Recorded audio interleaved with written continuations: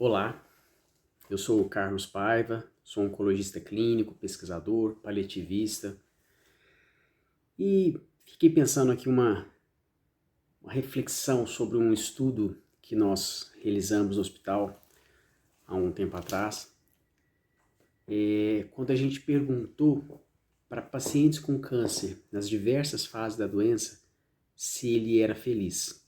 Uma pergunta talvez simples, dizer, você é feliz? Usamos também um questionário que avaliava a felicidade, o Pemberton Happiness Index, mas talvez a pergunta mais simples seria, você é feliz? O que a gente observou? Que o paciente com câncer, mesmo com câncer em atividade, ele pode ser feliz.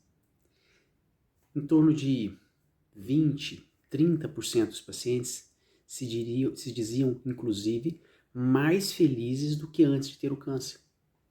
E é nessa população que eu queria focar um pouco a nossa atenção. Primeiro pensamento a gente diria, mas como? Eu fico me imaginando um dia se eu tiver um câncer. O câncer logo vem à mente aquelas ideias de morte, sofrimento, quimioterapia, queda do cabelo, sintomas, perda de peso e um monte de pensamentos ruins, tristes, que estão ligados ao sofrimento humano.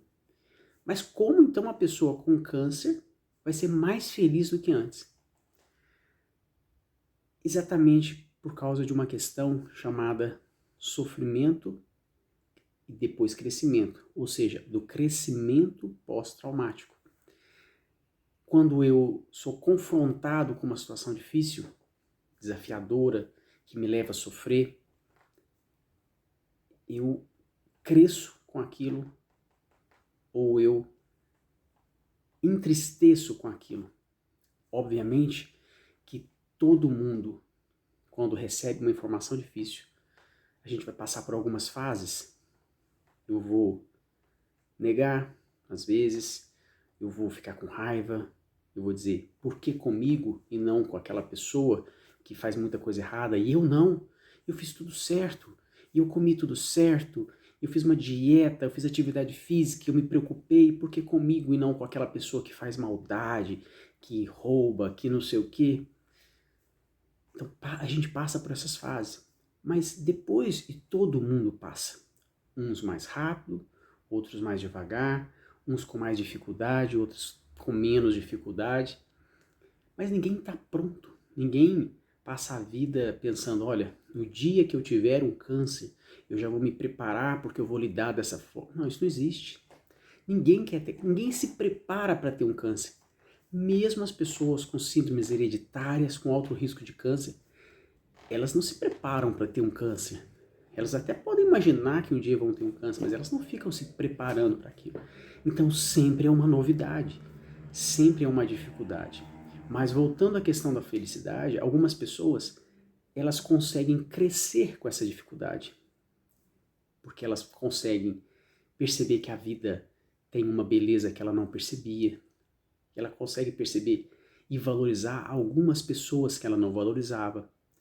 Ela consegue ver que a vida está por um fio.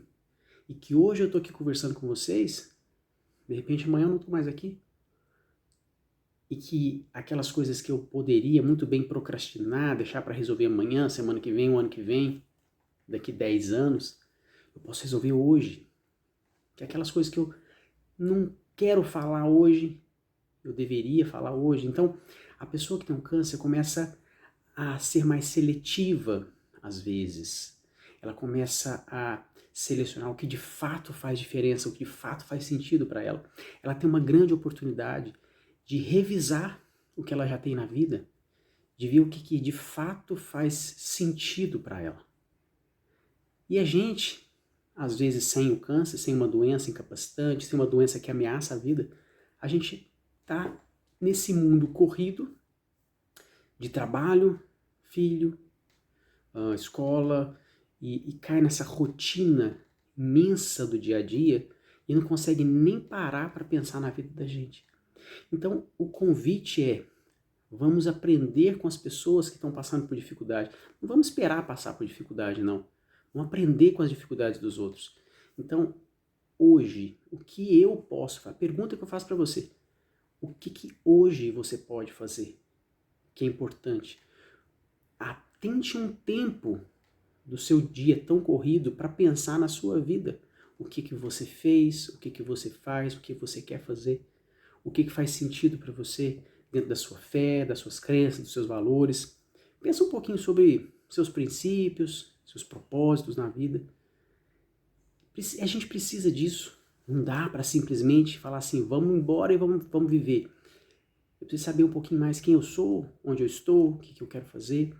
E esse convite é vendo pessoas com câncer, pessoas em situação muitas vezes de terminalidade, com poucos dias, semanas, meses de vida, e elas veem isso. E aquelas que conseguem enxergar isso e aprofundar, elas conseguem inclusive viver melhores. E por que eu preciso esperar passar por isso para viver melhor? Então esse é o nosso desafio. E essa é a mensagem que fica pra gente. Pra mim também. Pra você, pra mim, pra nós. Grande abraço.